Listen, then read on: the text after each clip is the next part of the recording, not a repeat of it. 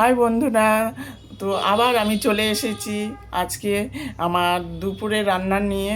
তো এই যে মাছটা দেখতে পাচ্ছ, এটা আমাদের কিন্তু বাড়ির পুকুরের মাছ, রুই মাছ। প্রায় 2.5 কেজির মতো মাছটার ওজন হবে। তো আমি ভালোভাবে কেটে ধুয়ে হলুদ আর লবণ দিয়ে মেখে মাছটাকে ভাজতে শুরু করলাম। তো আজকে আমি করব দই রুই। তোমরা তো দই কাতলা খেয়েছো, তো আজকে করব দই রুই। তো আমি মাছটাকে ভালোভাবে ভেজে নিয়েছি।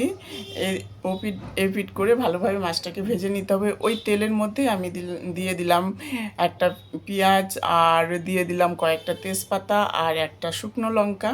তারপর এটাকে যখন দেখবে একটু লাল লাল হয়ে আসছে, তখন আমার আগে থেকে মশলা বাটা ছিল, জিরে, আদা, একটু পেঁয়াজ, রসুন আর কয়েকটা সাদা এলাচ দিয়ে আমি মশলাটাকে বেটে রেখেছিলাম।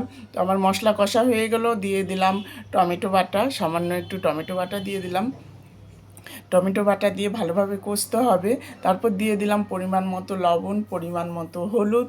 দেওয়ার পর মশলাটাকে কষে আমি দিয়ে দিলাম জল। বেশি জল দেব না, কারণ এটা গা মাখা হবে। তো আমি এখানে দইটা পরে অ্যাড করব। জলটা ফুটে গেছে, ফুটে যাওয়ার পর আমি মাছগুলো দিয়ে দিলাম। যেহেতু আমি দইটা পরে অ্যাড করব, তার কারণ আমার বাবা দই খায় না।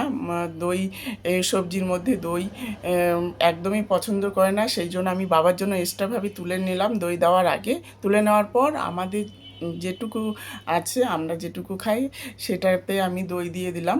তো দই দেওয়ার পর আমি এই যে জলটা আছে, সেই জলটাকেও আমি শুকিয়ে নেব। যখন দেখব যে না তেল বেরিয়ে এসছে, তখন ভাববো যে না আমার দইটাও কষা হয়ে গেছে, সুন্দরভাবে আমার রান্নাটা কমপ্লিট হয়ে এসছে। তো এইভাবে তোমরা করে খেয়েও দেখো, তেল বেরিয়ে গেছে। তো আমি এখন সামান্য পরিমাণ জল দিয়ে দেব। জল দেওয়ার পর এটাকে হালকা একটু জল দিয়ে একটু নেড়ে চেড়ে আমি এটাকে তুলে নেব। আমি আর পরে গরম মশলা দিচ্ছি না, কারণ আমি আগে মশলার মধ্যে সাদা এলাচ দিয়ে রেখেছিলাম।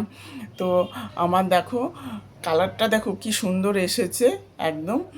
আর খেতেও খুব মজাদার হয়। তোমরা করে খাবে। দেখো আমার হয়ে গেছে। তো দেখো কত সুন্দর কালার এসেছে বন্ধুরা। তো ভালো থেকো।